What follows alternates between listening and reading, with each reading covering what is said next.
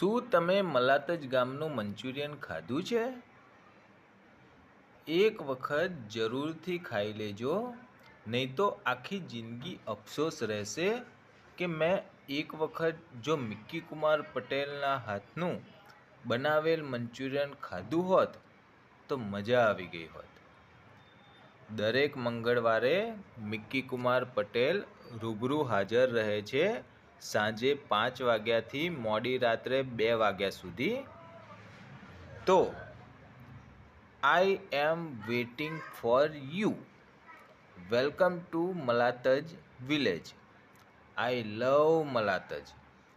વી love Malataj.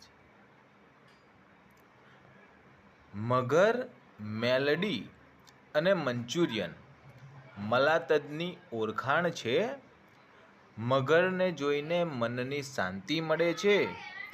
મેલડીને મળીને જીવનમાં આગળ વધવાનો માર્ગ મળે છે.